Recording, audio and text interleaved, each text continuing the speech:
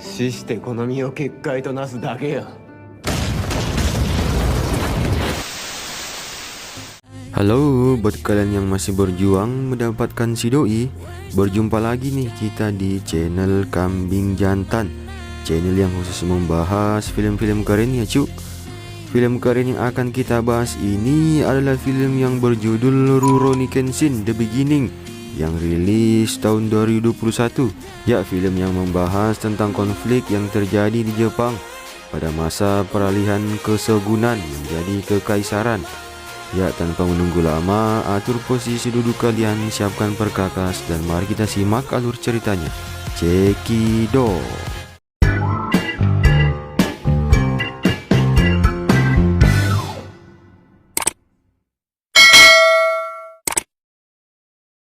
Di awal film diperlihatkan bahwa peristiwa ini terjadi pada tahun 1864, di mana pada saat itu Jepang mulai membuka diri dengan dunia luar. Lalu muncullah sebuah kelompok yang ingin menghancurkan kekuasaan shogun dan mengembalikan otoritas kekaisaran.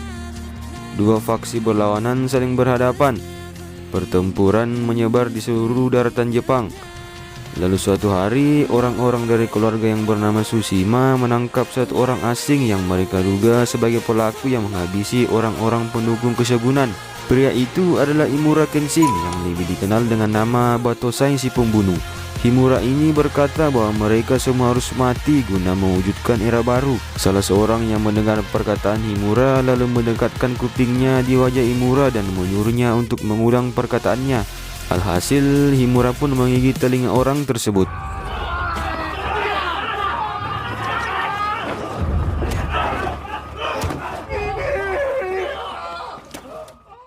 Meskipun dalam keadaan terikat, Himura mampu mencabut sebuah samurai dan mulai melakukan aksinya.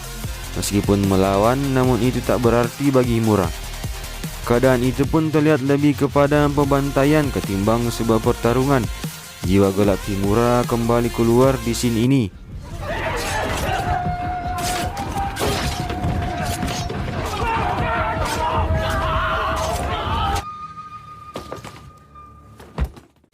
Setelah kejadian itu, kepolisian setempat pun datang dan mengecek keadaan mayat. Setelah mencermati dengan seksama, akhirnya ia menyimpulkan bahwa tidak ada yang bisa melakukan ini kecuali seorang yang bernama Batosai si pembunuh. そいつはどんな男だった？さあ、言うまでもない。人斬り血も涙もない。ただの人。 Scene beralih di mana kita melihat Himura yang kembali menjalankan misi pembantaiannya kepada orang-orang yang mendukung kesogunan. Himura pun bertemu dengan beberapa orang yang sedang melakukan patroli di sekitar wilayah Shikegura. Meskipun mencoba melawan, namun sepertinya Himura bukanlah tandingan mereka.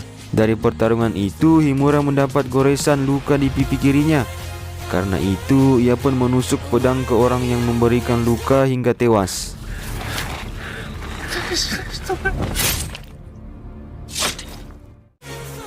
Keesokan harinya, Himura bertemu dengan seseorang yang merupakan pemimpin gerakan anti kesogunan. Pria ini bernama Katsura. Tuan Katsura pun menanyakan tentang luka di pipinya. Himura pun memberitahu bahwa luka itu adalah bekas dari pertarungan semalam. Meskipun lawannya tidak terlalu lihai, namun ia memiliki semangat dan tekad yang kuat untuk hidup. Katsura pun mengingatkan Himura untuk berhati-hati dengan polisi karena polisi itu merupakan orang-orang pilihan dari kesogunan. 今や幕府にとって最大の脅威だ。新選組ですか？おそらくその実力は。 Kemudian scene berpindah 1 tahun sebelumnya yang terjadi di kuil Amidaiji Kosu. Katsura dan Shinsaku sedang melakukan perekrutan anti kesogunan. Disinilah awal mula Himura bergabung dengan kelompok tersebut. Salah seorang pelatih menantang Himura untuk bertarung. Dengan satu gerakan, Himura berhasil memotong pakaian pelatih itu hingga lepas. これから共に戦う仲間を傷つけた。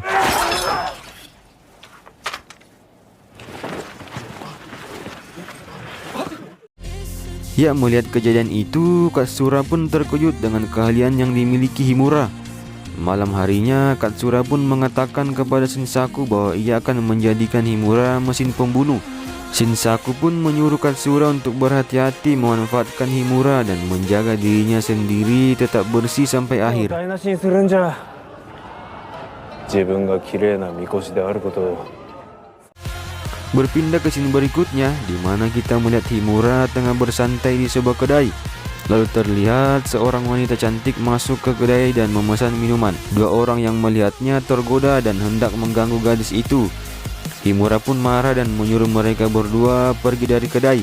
Himura yang berjalan keluar kedai pun mengetahui bahwa dua pria tadi masih bersembunyi dan menyuruh mereka untuk kembali ke desanya. Akan tetapi tiba-tiba seorang misterius muncul dari belakang dan membunuh dua orang tersebut. Ternyata pria ini datang untuk membunuh Himura. Mereka pun terlibat pertarungan sengit. Meskipun orang ini cukup ahli dalam bertarung, akan tetapi Himura masih bisa melayani dan berhasil membunuhnya. Himura pun kaget karena wanita yang ia tolong di kedai tadi melihatnya membunuh dan tubuhnya terkena percikan darah. Ternyata ia ingin berterima kasih kepada Himura. 先ほどのお礼をと思い寄ってまいりました。昨の晩を血の雨が降るあなたは本当に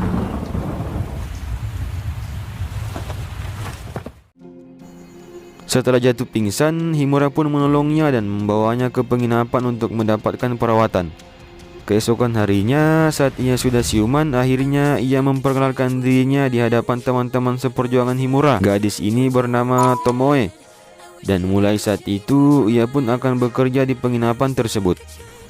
Lalu selanjutnya kita melihat Himura tengah menemui Tomoe dan menyuruhnya pergi serta melupakan semua kejadian yang ia lihat pada malam itu. Akan tetapi Tomoe berkata bahwa ia tak punya keluarga lagi dan akan tetap bekerja di sini. Tomoe pun menanyakan bahwa apakah ia akan membunuhnya. Himura pun menjawab bahwa ia tak akan membunuh orang biasa.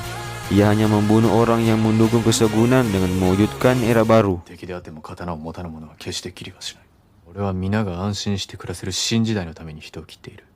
刀を持つ幕府の者だけを敵としている。誰彼構わず切っているのではなく。 Keesokan harinya kita melihat Tomoe tengah membawa sebuah pedang titipan Katsura. Setelah memberikannya, Tomoe pun mengajak Himura untuk melihat festival. Saat sedang berjalan berdua di acara festival, Tomoe pun menanyakan tentang kebenaran pertarungan untuk menciptakan perdamaian. Himura pun berkata bahwa untuk mewujudkan era baru, seseorang harus menggunakan pedang, dan kebetulan saja orang itu adalah dirinya. 時代を進めるためには誰かが太刀を振る。その誰かが俺だっただけだ。 Lalu di sisi lain, kepolisian dari Shinsengumi mendapat informasi bahwa pemberontak akan melakukan penyerangan saat acara festival malam hari. Kondo Isami yang merupakan kepala kepolisian memerintahkan anggotanya untuk memburu para pemberontak itu yang diperkirakan tengah berada di sebuah penginapan di daerah Kawaramachi. Lalu terlihat para polisi itu sudah tiba di penginapan dan melakukan penggeledahan. Pertarungan pun tak bisa dihindarkan antara polisi dan pemberontak. Akan tetapi semua anggota pemberontak itu berhasil dikalahkan.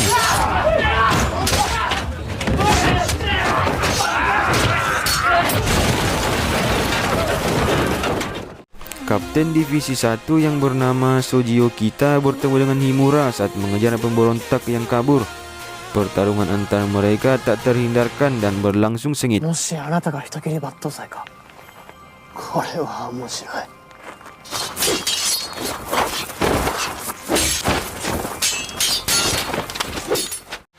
Kemudian dari pertarungan itu, Soji pun akhirnya kalah. Lalu di belakang terlihat hadir kapten dari divisi 3 yang bernama Saito Hajime. Saat ia hendak bertarung dengan Himura, lalu datanglah rekan-rekan dari Himura dan memberitahu ke Himura bahwa Katsura berhasil kabur dari penyergapan polisi. Mereka juga menyuruh Himura untuk pergi dan tidak meladeni polisi itu. ここで新選組と切り合うても意味がない。桂さんの命令じゃ。行くぞ。 Lalu berpindah ke scene berikutnya di mana Himura dan Tomoe tengah duduk bersama. Himura memberikan jawaban tentang pertanyaan Tomoe waktu itu bahwa dia tidak akan membunuh Tomoe meski ia memiliki pedang. Saat asik berbincang, tiba-tiba pemilik penginapan memberitahu Himura bahwa polisi Shinsengumi akan datang. Mereka semua pun bergegas pergi meninggalkan penginapan tersebut. Kepolisian yang datang tidak menemukan pemberontak di sana.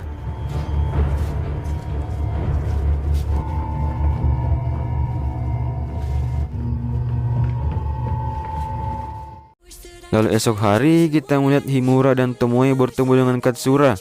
Katsura berkata bahwa ia akan menunggu dan mencari waktu yang tepat untuk memulai pemberontakan lagi. Ia pun menyuruh Tomoe untuk ikut bersama Himura tinggal di desa luar Kyoto. そこで身を潜めていてくれ。必要なものは。わかりました。 Mereka pun tiba di desa tersebut dan memulai kehidupan sebagai orang biasa. Beberapa bulan berlalu, Himura nampaknya mulai merasakan kedamaian yang selama ini tidak ia rasakan. Dan sepertinya mereka berdua sudah saling mencintai. 幸せを守るために新時代を開く。それがいかに思い上がりだったか。ここでの君との生活が。 Kemudian terlihat seseorang datang menemui Himura. Orang ini adalah Litsuka. Ia memberitahu Himura bahwa situasi di luar sana semakin memburuk. Litsuka pun memberikan uang titipan dari Katagai untuk dirinya. Ia juga memberikan beberapa ramuan untuk Himura jual agar penyawarannya tidak diketahui dan dicurigai. Litsuka pun pamit dan melanjutkan perjalanannya. Kemudian di tengah perjalanan, Litsuka mengubah arah jalannya agar jejaknya tak diketahui. Lalu tiba-tiba Katagai muncul dan melihat sikap aneh dari Litsuka. Ia pun mengikuti Litsuka. Ternyata Litsuka ini berkhianat dan membocorkan keberadaan Himura kepada kelompok Yominobu yang merupakan pendukung kesegunan. Di balik dinding, Katagai yang tengah mengintip ketahuan dan berhasil dibunuh.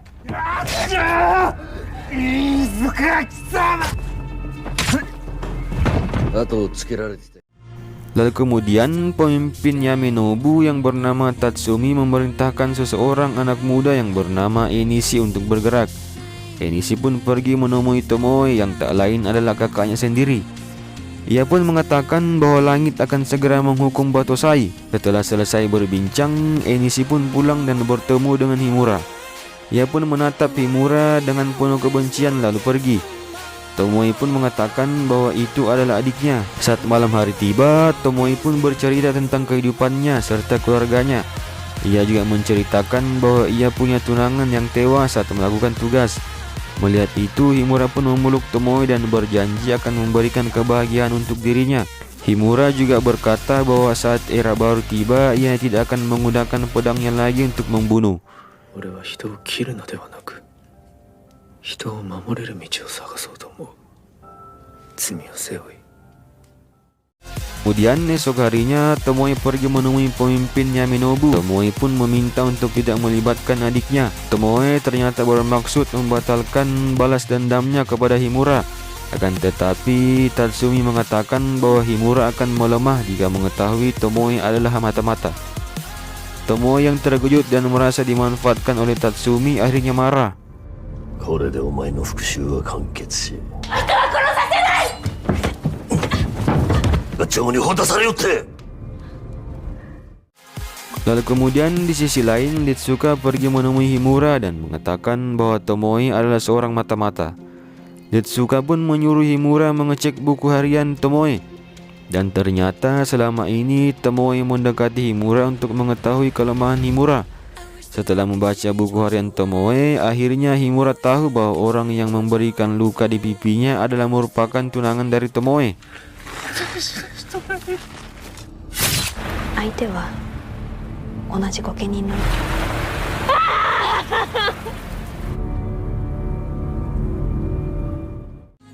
Himura pun terlihat murung sambil berjalan mencari Tomoe. Saat di tengah hutan, ia diserang oleh kelompok Yamenobu. Ia pun terkena anak panah di bahunya. Namun beruntung saja itu tak berakibat fatal baginya. Ia pun terus berusaha menghindari jebakan yang dibuat oleh musuh. Musuh yang melihat Himura masih bisa selamat akhirnya menyerang Himura.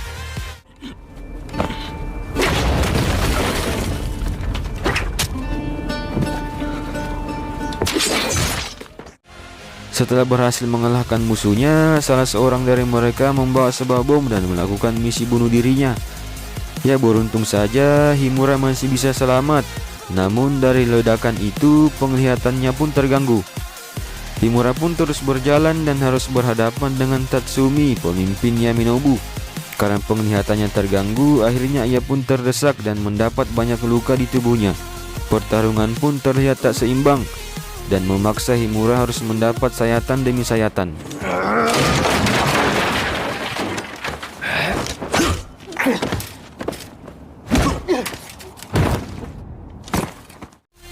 Lalu kemudian saat Tatsumi hendak membunuh Himura, tiba-tiba muncullah Tomoe dan menghalangi Tatsumi. Himura yang penglihatannya terganggu akhirnya mengayunkan pedangnya dan mengenai Tomoe. Tatsumi yang juga terkena serangan itu akhirnya tewas seketika. Setelah membuka matanya, ia pun kaget melihat Tomoe ada di depannya dan berlumuran darah. Saat hendak mengembuskan napas terakhirnya, Tomoe pun mengambil sebuah pisau dan memberi luka di pipi kirinya dan berkata agar Himura memaafkan dirinya. Inilah awal mula luka menyilang di wajah Himura.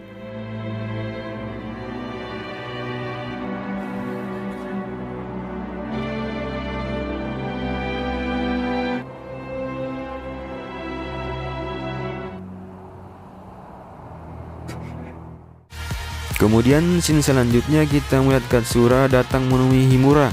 Ia mengatakan bahwa Katagai sudah tewas dan Litsuka ternyata adalah mata-mata. Ia pun menyuruh Himura untuk tetap menggunakan pedangnya itu untuk menghancurkan kesegunan. Himura pun berkata bahwa ia tak ingin jika nyawa yang ia renggut selama ini mati sia-sia. Ia pun bertekad dan terus berjuang menggunakan pedangnya itu untuk mewujudkan era baru. ここで俺が刀を捨てれば、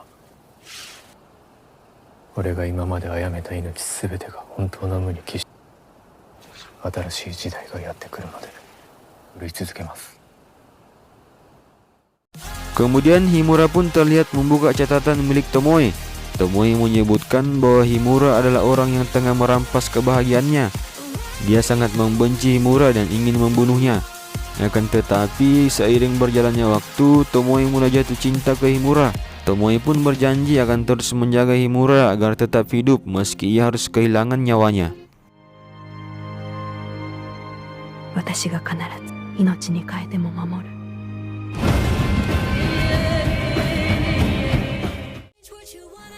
Kemudian scene pun berpindah di tahun 1868 di mana terjadi pertempuran yang dinamakan Toba Fushimi.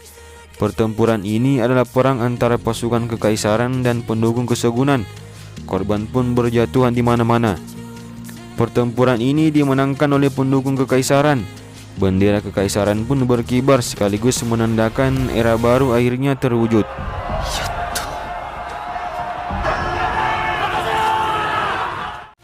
Meskipun kalah, Saito Hajime dari Shinsengumi tidak mengakui kekalahan dan mengajak Himura untuk bertarung. Akan tetapi tak disangka Himura menancapkan pedangnya ke tanah dan pergi meninggalkan pertempuran. Sejak saat itu Himura pun menghilang bak di telan bumi. Himura pun memulai hidupnya sebagai pengembara yang menyendiri dan akhirnya film pun tamat.